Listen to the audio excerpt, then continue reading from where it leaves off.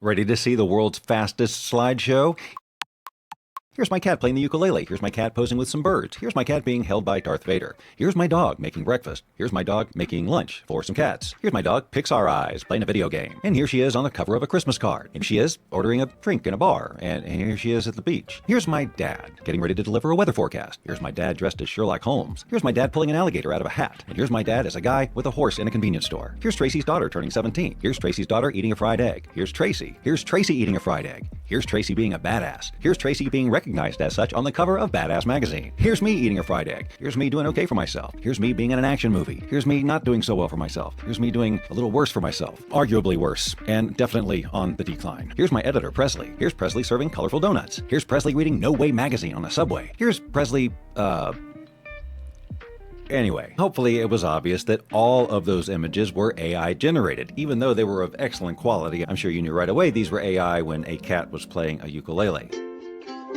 And putting yourself and friends and family and pets and things in customized images is nothing really new, and there are services all over the place and apps dedicated to this, you know, where you can upload 10 to 12 images and then pay them $8 to get 48 images. How is this a deal? What if for a fraction of that you could get thousands of these customized images and have up to 4 customized models every month that you can add to your library? Welcome back to the channel where we discuss the creative uses of AI, and today I'm going to point you to a resource where you can quickly and easily create custom models like these of your friends and family, or even create different styles and characters that you can use to generate image after image in just about any scenario you can imagine. I'm going to show you how easy it is, and it's going to blow your mind. And I am so grateful that OpenArt reached out to sponsor this video today, because that's how I learned about this super fast Flux model training that they have that I have seen no one else do. And it's this training that allows you to put your custom people and objects into these pictures. I've done a few videos on this channel about how to train your own custom LoRa files to use in a stable diffusion environment to do this very thing. And about the fastest you're going to see a model built with any quality is about 20 minutes. But OpenArt allows you to create these custom models in less than 10 minutes with just a handful of images. And I mean it when I say I have tried a lot of different training technologies, both locally and online. And not only does OpenArt make this process so much faster than any other service, but in my experience also has delivered the best models in terms of getting results that look like the person, pet, object, place that you are trying to represent. Now, OpenArt is vast, and it has a lot of tools like upscalers and filters and sketch to image and things you'll see on other sites, and things I'm sure I will cover at some point as I continue to use this tool in my everyday workflow. But today I want to focus on this custom model building and showing you what you can do with it. But first, if you've never played with something like this before, let me just show you the basics of creating an image. Click the Create Image button. Over here is where you will choose your model, your prompt, and any styling that you want to do, or any other special instructions based on what the model will allow you to do. It defaults to their OpenArt SDXL model, and if I was to say something like, a man is sitting in a busy subway, and do absolutely nothing else, I can choose the number of images down here, and I can also choose the aspect ratios. Let's put it in the cinema landscape, and it will automatically choose the resolution that is appropriate for this model. And then let's just click on Create. And here we've got a couple of basic images based on my very simple prompt. You'll notice this button here, Enhance Prompt. Let's click that. You have this option to allow the AI to flesh out the prompt, or you can customize it in various ways by adding color schemes, specific styles, and so on. In this case, let's just let it do a quick enhance of the prompt. You'll see that it has definitely made it longer. And now let's click on Create and see what this does. So this one has different colors and an overall vibe change from this one here. You got this and this, but neither one of these images really excite me. So if I wanted to generate an image in a different style completely, I can do this in a couple of ways. I can choose a model, which will inherently have a particular style. For example, if you like this 3D cartoon style and you wanted to make sure that your results look like that, you could just choose this model, and let's just run the same prompt. So now you've got this guy in this cool 3D animated style, and you didn't change the prompt at all. You just changed the model that was driving it. That's pretty basic stuff, but let me show you a different way. Let's clear this out and go up to Custom Settings, and you're going to click here where it says View 100 More Style Presets. So it looks very much like the model screen, but instead of going to a model, you're going specifically for the style you want. And you can see that there are a lot to choose from. Illustrative styles, realistic styles, sculptures, very artistic, painterly, paper cutouts, vintage dolls. Let's choose that one for a sec. And it will give you a sample prompt, a 19th century painted carved zombie, woven perforated. So instead, let's leave all those descriptors there and use this kind of as a template. And I'll say a scary woman in a blue and purple scarf. and create that. It automatically chose the model for me based on what I said I wanted it to create. Whoa, okay. So you see how simple that is. You just choose the style you want and give it the prompt you want and let the AI magic happen. But let's talk about these custom models. If you click on the Models tab here, you'll have access to the models you've created along the top, and then here's all the other ones that we just looked at. So in my case, I'm going to click on View All My Models, and you'll see that I've created a model for my dog, my dad, my cat, Presley, my assistant, me, Tracy, and her daughter. And right here it says, fine-tune your model within 10 minutes. And I've kind of been cycling through my family and pets for my demonstrations for a while now, and so I asked one of my friends if she would be okay with me using her as a custom model so I could show how easy this process is. So today I'm going to train a model on my friend Darcy, who I've known for quite a long time. She's got an incredible story. She is a true-life world adventurer, so to use AI to put her into fantastical travel-related scenes could be a lot of fun. And as we go through all this, I want you to be thinking about how you might use personalized things like this in a customized way. We got the holidays coming up. You could create customized greeting cards. You could create customized calendars. Use your imagination. Mugs, coffee mugs, keychains, bumper stickers. Just think about it. So let me show you how simple this is. And while it's training, I'll show you some really cool examples of what you can do with these customized models with very little experience in prompting. And then we'll take a peek at the results with this model. To train your model, you just click on the plus sign here, and you can train a style. You can train a character, which is perfect for pets, face, which is what we're going to do here, or an object. So if you have a vehicle, if you have a product that you want to be able to use and duplicate in any of your AI generated art, you can train that here. We are going to go for a face. We're going to name my model Darcy because that is her name, and click upload images. I have a folder of images that I have already prepared here. I'm going to scroll through them real quick just to show you the variety I've got here. You do want a relatively good resolution. These aren't the best, but they're going to do great even for this demonstration. You want a variety of locations. You want a variety of lighting, facial expressions, and so on. She does tend to tilt the camera in a specific way, so every now and then you might want to flip the picture. So if she's always looking this way, you flip it to feed it into the model so she's looking this way, so the model learns a bit of flexibility. But you can see basically what we're going for here. Variety of lighting, color scheme, so on. I'm just going to select all of these and drag them right in. I've got 20 images, which is what I generally recommend. I have been building models now for years in Stable Diffusion and more recently Flux, and I've been testing the numbers of images that I like to use. And for faces, I find 20 is a sweet spot. You can play with it yourself, but it takes such a short amount of time to do this. Go 20, go 30, who cares? So there you go. It gives you a chance to review the images that you have uploaded. And once they are uploaded, you click train your model, and you're just going to wait about 10 minutes. Now, while that's happening, let's go pop over and have some fun with the models we've already created. We're going to click back up here and go to create image. I'm going to choose one of the models that I have created. We'll start with myself for the moment. Once you've loaded it, you'll notice that the model is now Bob OpenArt because that's what I called it, and it defaults to a weight of 0.8. My experience tells me that my results are going to get better if I up this weight, or that is the influence that the Bob part of this model is going to have on things, and I find that I get the best results with this particular training pass at about 0.92 or somewhere in there, or all the way up to 1. We'll see. And then we can just do a simple prompt like a man is sipping coffee out of a mug that says Bob Doyle Media. Because we're using a Flux model as our base, we have the ability to add text and have a pretty good chance that it's going to render nicely. So this is very, very simple. I haven't clicked Enhance Prompt, so let's just see what we start with. I will give myself a couple of images, and I'm going to go ahead and go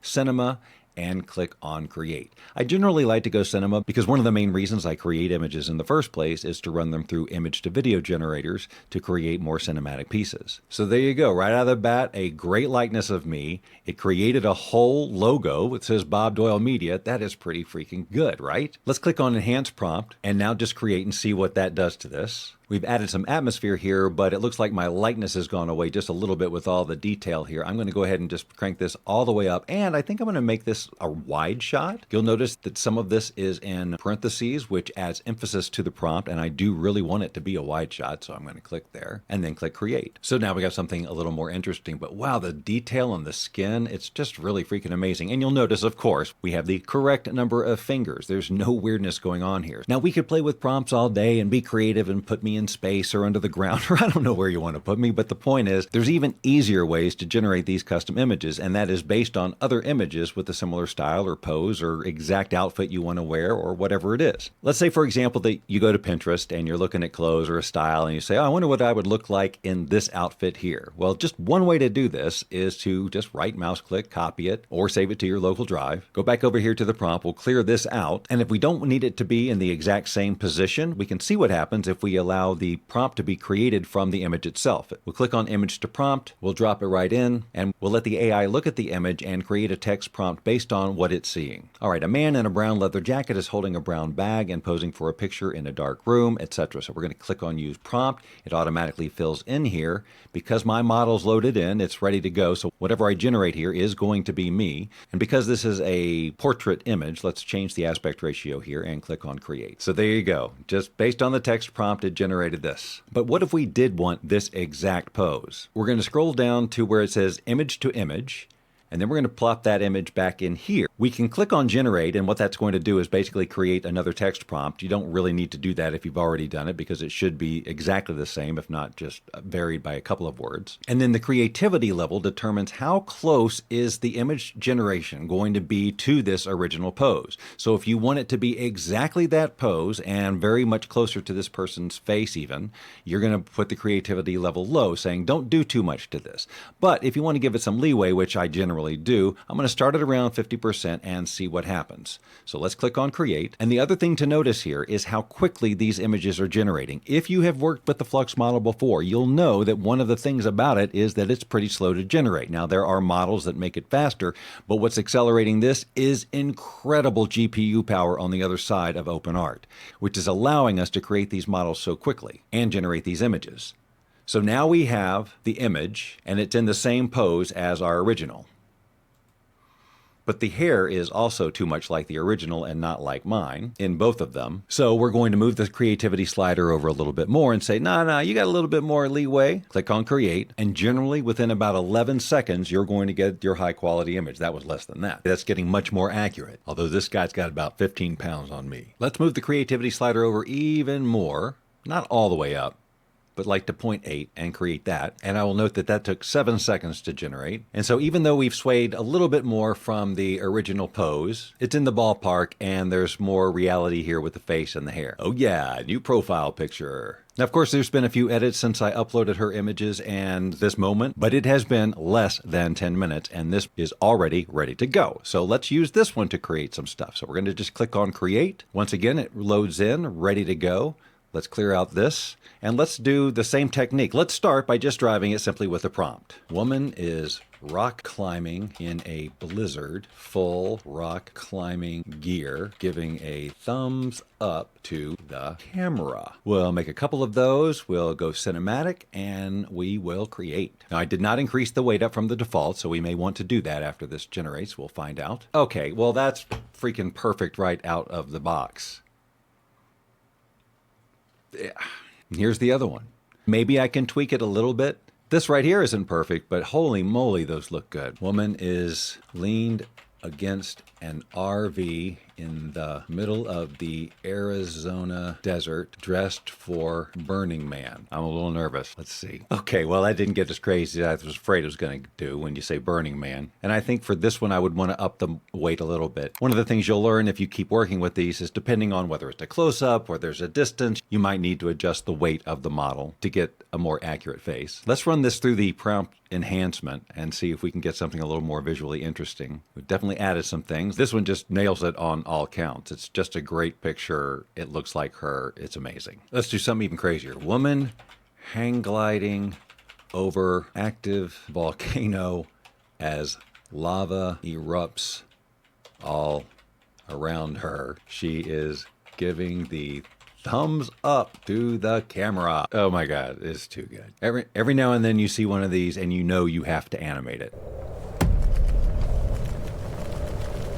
Having a great time, wish you were here. How about woman accepting award on television. The words "The Awesome Award" are written in neon on a sign in the background, wearing an evening gown with a fancy hairdo. I need to go back to my models and choose Darcy again.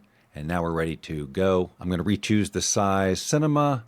I'm going to do a couple of images and click create. It's okay, but I definitely need to pop up the strength on her model. It had gotten reset again. I'm going to crank it all the way up and just see what happens. And I will also modify this a bit and say close-up of, even though close-up should normally be at the beginning of the prompt, I want to see what happens since I set the stage with the awards show. Click on create, and then we're going to try an enhanced prompt because my background and stuff isn't very interesting. Okay, that's cool. That's her. The awesome that strats of award. Now, if we wanted to guide this a little bit more like we're used to seeing on TV, we could go maybe see if we could find a shot that's similar to that. I'm going to try to guide this pose a little bit with an image, even though the image doesn't really look like Darcy. It's totally different hair and everything. I'm going to leave the creativity level pretty far up there and just hope that we get the general pose so that she's looking more at us instead of off to the side like this. I'm going to leave everything else the same and click create. Well, it's got her looking in the right direction, but it still has her with the wrong hair color. Let's pull the creativity level up a little bit and see. We're definitely getting there. Let's try this. We're going to click on generate and generate a prompt based on this image here. And now it's up here. I'm going to type the word blonde. And I'm going to turn off the image-to-image reference and see if this prompt, because it was taken from this image, will put her in an appropriate position. Also, if we turn off the image-to-image, we have more flexibility to get the words awesome award up here correctly. So let's click create and see what happens. Now we're talking. We don't have awesome award out there because I don't have it in the prompt, because I've replaced the prompt with what was generated from the image. So let's just add some details here. A blonde woman holding an award in her hand and smiling at the camera with a smile on her face and a white dress on a Hollywood awards show stage. We'll get rid of this name. Extravagant lighting, wearing an elegant evening gown. Create. Ta-da! Okay, it doesn't say awesome award because I forgot to write it again. The words, the awesome award, written in neon letters in the background. And let's check that out. But other than that, it nailed it. This is exactly what I'm looking for. I just want awesome award in the background. And now I have it. It's the awesome award. And she's got an extra one for a friend. Now, when you're thinking about creating customized GIFs, you've got a lot of flexibility with anything based on the Flux model because of its ability to do text. A magazine cover and a book cover, these are all great examples. Let's do a magazine cover just to show you how cool and simple it is. I'm actually going to start this with magazine cover, and I'm going to call it Crazy Adventures, written in a bold font. Woman is trudging through a swamp carrying live warthogs under each arm. Text along bottom reads The Hog Whisperer. Let's make sure our aspect ratio is appropriate for a magazine. We'll go vertical and click create. Let's be more specific with the prompt. We'll say close up. Blonde woman is trudging. Create. Oh, so good. I don't know that she's ever done this, but I wouldn't put it past her. And if you get this issue, you'll also learn about Risbin, Deplot, Worth, and Ithliocot. Let's do one more where she's a normal person not flying over lava with warthogs. And we'll do another example of using image to image to duplicate the pose exactly. So we'll go back, we'll make sure that the Darcy model is chosen, clear out this prompt. We'll scroll down to image. We'll drop that image in there. We'll generate a prompt based on that image. Keep that creativity level around 0.6 or so, at least for this run, and click create. And there we go. She's looking more professional, but I need to give the model a little bit more strength to increase that likeness a bit. Click create and get really nice shots now. But it is based explicitly on that image. And if she's not that body type, for example, then that's not going to work for her in real life. So what if we take out the image to image now that we've got this prompt, and let's put her somewhere in Times Square at midnight. So the pose won't be the same, but the general aesthetic should be about the same, except that she'll be somewhere else. Let's pop that weight up all the way and click create. There we go. So she's wearing the same outfit, except now she's in New York. She's got her own style, got her own groove going on. Let's see what happens just for fun if we pop the creativity level all the way up to 1. Now at that point, it has permission basically to ignore all of this. So let's see what it decides is more interesting to look at. It actually looks more like her if you give it full creativity. So it's not that pose, but it's the outfit-ish. and a more accurate representation of her. Something else that this platform makes extremely easy to do is to reimagine existing photographs. For example, this is Darcy's current profile picture on Facebook. It was posted on June 9th, but this picture was actually from 2017. So first I'm going to open up an image to image tab here. So it's ready to receive a file I'm going to drop on it. Just directly from this page, I'm going to just click and drag this directly onto this area here. It will upload it. And now I'm going to create a prompt from this image. I'm going to make sure the model weight is up to 1. And we can start playing with the creativity slider, but for right now, we'll just leave it here at 0.75. We'll make sure we've got cinema aspect ratio. We'll have it do 3 images and click create. And so here are 3 reimagined versions of that original image. And if we take the creativity slider down a bit and run it again, it's going to look a little bit more like the original image. If we were to change the prompt a little bit, to add some dolphins, and maybe change the color of the dress, then we can start getting some really cool reimaginings like this or this, and with a combination of changing the creativity slider that we saw before or using the create variations tab to vary either subtly or very strong. So if I was to click very strong, it's going to be a pretty different image as a result. Now, as my gallery of creations will indicate, I could do this all freaking day. The creative juices that flow when you see these things generate so fast and so accurately and with so much flexibility is insane, and especially if you're taking them over somewhere and animating them and bringing them to life. Now, we only touched on a small aspect of what OpenArt can do just because I wanted to talk about the custom model building, but it has a lot of features. And in fact, I first heard about OpenArt because of their Comfy UI workflows, because I do a lot of work on my local system in Comfy UI, and they have a whole library of workflows and tutorials for those of us who like to generate things on our own system. And I'd never really looked at the image generation side of this platform before, but now that I have, I'm in it all the time. Because being very interested in AI filmmaking, it demands consistency in your characters and your style and all sorts of things that this program allows you to create so easily and with incredible accuracy. Now, I certainly hope that these are the types of tools you like to learn more about, because this is exactly the type of stuff we love covering here on this channel all the time. If you subscribe now, I will not look for you. I will not pursue you. But if you do not, I will look for you. I will find you. And I